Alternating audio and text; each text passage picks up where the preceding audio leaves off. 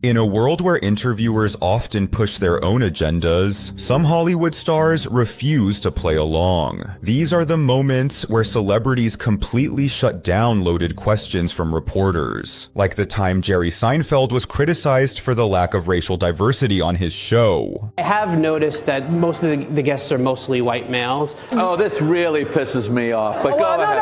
Really pisses me off. A visibly irritated Seinfeld initially tried to address the question with humor, but grew more intense as he went on. Take a look over here, Peter. What do you see? A lot of whiteys. What's going on here?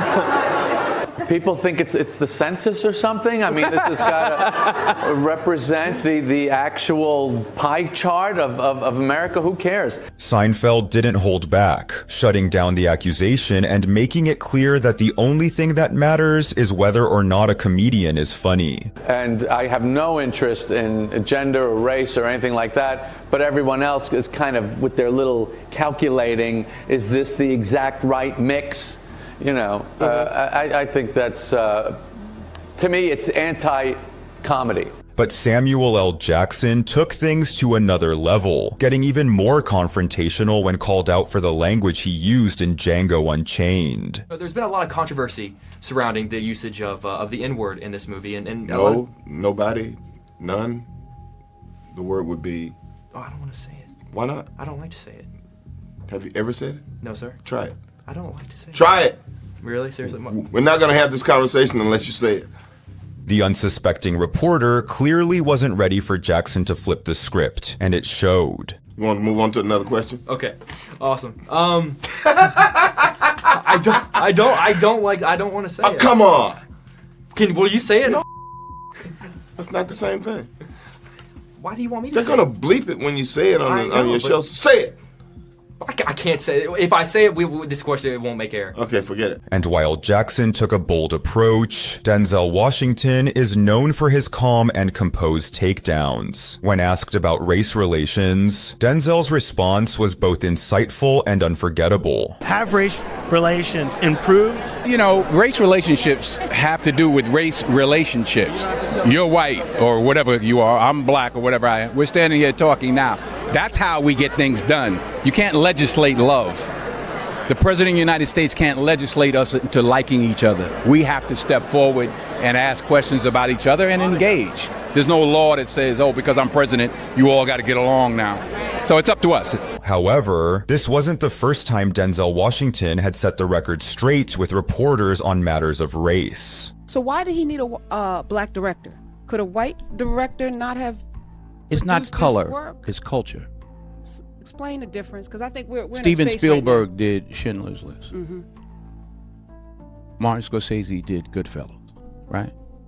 Steven Spielberg could direct Goodfellas. Martin Scorsese probably could have done a good job with Schindler's List, but they're cultural differences.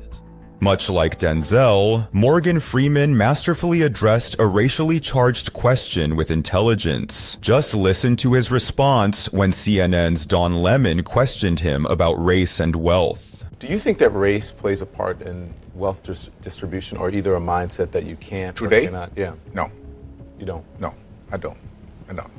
Hey, you and I, we're proof. Why would race have anything to do with it? Put your mind to what you want to do and go for that. But Freeman's most iconic moment came during a 60 Minutes interview when he completely dismantled the concept of separating Black history from American history. Black History Month you find Ridiculous. why? You're going to relegate my history to a month? Oh, come on. What do you do with yours? Which month is White History Month? Well, come on, tell me. Well, I'm Jewish. Okay, which month is Jewish History Month? There isn't one. Oh, why not? Yeah. Do you want one? No. I don't either. Freeman then left the interviewer speechless when he offered his straightforward response that destroyed the reporter's hidden agenda. I don't want a Black History Month. Black history is American history. How are we going to get rid of racism? Stop talking about it. I'm going to stop calling you a white man. Yeah. And I'm going to ask you to stop calling me a black man. Comedian Bill Burr, however, takes a completely different approach, ditching calm logic and coming out swinging against loaded questions. Can women be funny? Yeah, of course. Some people have a hard time saying yes, though. There are a lot of angry young men on the internet that are like, women can't be fun. Will you guys just grow up and just sit down and write your own and come up with it? Start your own show. Have your own award show. Quit waiting around for other people to do for you. That's the problem. If you guys had your own big club and I was standing outside of it, you'd never let me in. I'd start my own. You guys got to start your own. You got brains in there, right? Yes, absolutely. So write your own and quit your whining. We're all eating a giant sandwich out here.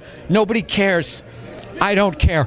As the conversation escalated, Burr made it clear that he wasn't done calling out the question's agenda. It makes no difference whether you got a or a. All right? Just do what you want to do, and hopefully people respond to it. But this the quotas and all of this become undeniable. Taking a more measured approach, Matthew McConaughey skillfully deflected a blatant attempt to trap him with a loaded question, delivering an epic response that left no doubt he was in control. In 2021, you considered to run for governor of the state of Texas. Do you think political office is in your future? Can you see that? If it's where I would deem myself to be most useful, yeah. Yes. Do you think you could get elected in Texas being anti-gun? Do I think I could get elected in Texas being anti-gun? One thing about if me in politics is to give you a direct statement right there is playing a game that I'm not interested in playing. To give you a direct statement right there. But not every celebrity keeps it as collected as McConaughey. Rapper Lil Wayne's response to a loaded question took a very different turn. It all started with Wayne's comments in this controversial Fox Sports interview.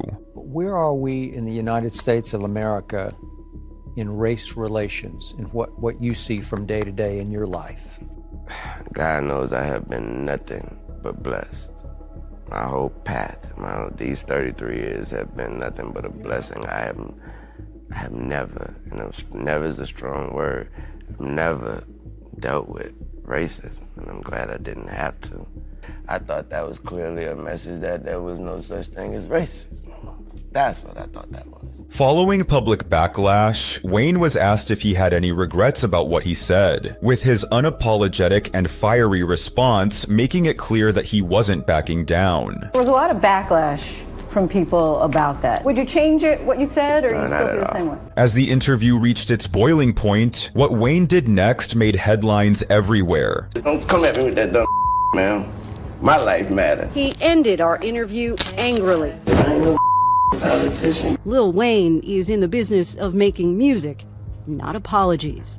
And speaking of fiery responses, UFC middleweight champion Sean Strickland wasn't afraid to call out a reporter for asking politically charged questions during a press conference. And people like you have weaseled your way into the world. You are an infection.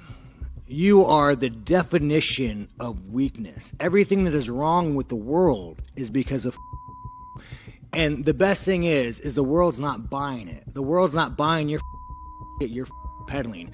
The world is not saying, you know what, you're right. Chicks have the world's not saying that. The world's saying, no, there are two genders.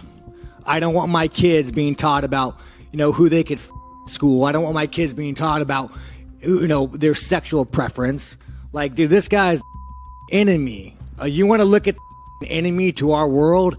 It's that right there, asking these stupid questions. The moment went viral, sparking a follow-up question to UFC CEO Dana White, whose no-nonsense response made it clear he wasn't interested in agenda-driven narratives either. You obviously give a long leash to your fighters about, what they can say when they are up there with a UFC microphone. I don't give anybody a leash. Well, I'm saying you... A leash? I'm like... Free speech. And control what people say. Going to tell people what to believe. Going to tell people... I don't tell any other human being what to say, what to think, and there's no leashes on any of them. What is your question? I was asking that question. I'll move on, though. Yeah, probably a good idea. That's ridiculous to say I give somebody a leash. Free speech. brother. People can say whatever they want and they can believe whatever they want. Ronda Rousey delivered an equivalently confident takedown when a reporter cornered her with a question about women's pay disputes in sports. We've got quite a large pay dispute happening with our Australian women's soccer team at the moment. Is it frustrating for you as someone who's so prominent in your sport? And we heard you say on the Ellen show the other day you are the richest fighter in UFC, that sort of thing is still going on? I think that how much you get paid should have something to do with how much money you bring in. I'm the highest paid fighter, not because Dina and Lorenzo wanted to do something nice for the ladies. They do it because I bring in the highest numbers. They do it because I make them the most money. And I think that the money that they make should be proportionate to the money that they bring in. Actor Kurt Russell would similarly shut down the hosts of The View after they asked him a particularly loaded question on the topic of gun control. Recently you made some headlines for saying that you felt gun control laws wouldn't deter terrorists. Explain to folks. Well, you know, these are these things where, first of all, I was in a situation, we do what we call the dog and pony. Right. We're out doing the dog and pony selling a picture. And you get sometimes you get what you feel is slightly ambushed by somebody who's really got an agenda. And that's sort of, I think, that's my opinion of what happened to me the other day. Recognizing the bias behind the question, Russell made sure to make his stance known with a sharp and unapologetic response. The last thing I like to watch is entertainers or actors get political. It's just something I can't stand watching. So having said that, no, I was kind of asked to put it in context somehow with this movie. Mm-hmm. You know, my personal feeling is that there's a big difference between Fantasyland and reality. Fantasyland is what we do. You're either writing something, writing a song, writing a book, doing a movie, doing a television show. That's Fantasyland. And that's where that stuff belongs. In reality, when we're dealing with things like terrorism and whatnot, we're all going to have different opinions on how to do it and how to deal with it. Yeah. Mine happens to be that I think there's a very strong reason founding fathers had for the Second Amendment.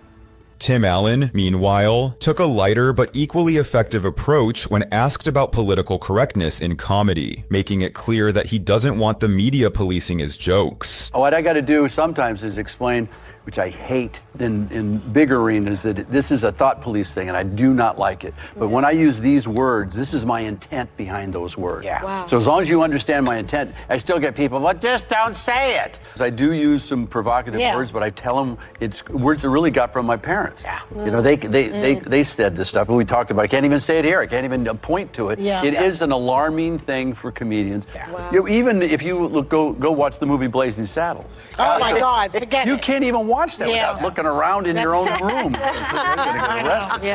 But it was Kanye West who took things to another level, meeting a loaded question with raw honesty. His response, as expected, was nothing short of polarizing. Are you afraid of losing your audience? Yay. I told you I'm only afraid of God. I'm only afraid of my daddy, God.